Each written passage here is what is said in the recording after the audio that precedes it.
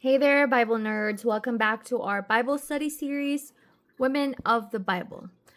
Don't mind my lips. I'm trying out a new lip tint, so I can't do anything with that color right now. But anyways, so have you ever prayed so hard that words just stopped coming out, like you were crying from your soul? That is Hannah's story. So before we get into it, here are the chapters you'll want to read for later for Samuel chapters 1 and 2. So grab your drink, get cozy, and let's get into the story of a woman who turned her pain into purpose. Okay, our story begins in 1 Samuel, verse 1.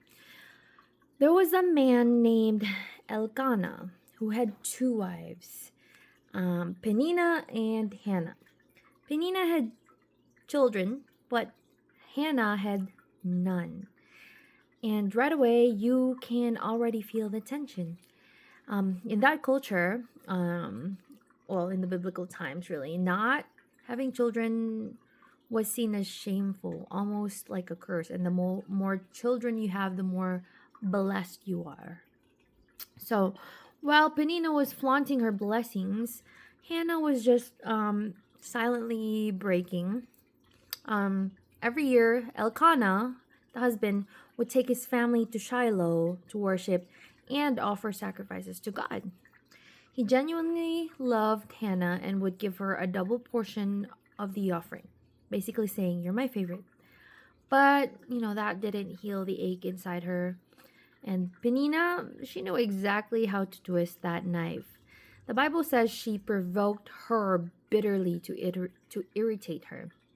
Imagine being mocked for something completely out of your control. That is like so brutal. So one day, after a meal in Shiloh, she's had enough.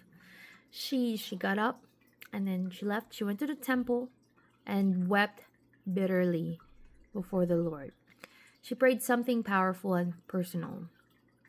It says, "Lord Almighty, if you will only look on your servant's misery and remember me, and not forget your servant, but give her a son, then I will give him to the Lord for all the days of his life."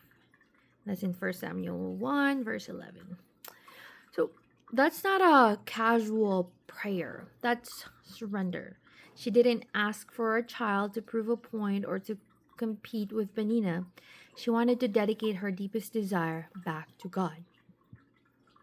Meanwhile, Eli the priest from the temple was watching her pray silently. So her lips were moving, but no sound came out. So he assumed that she was drunk, which is a classic misunderstanding. But Hannah explained she was pouring out her soul to the Lord, not drinking. She was not drunk. And Eli eventually realized his mistake and blessed her, saying, "Go in peace, and may the God of Israel grant you what you have asked of him." And from that moment, Hannah's whole countenance changed. She hadn't even conceived yet, but her faith flipped the switch. She walked away lighter.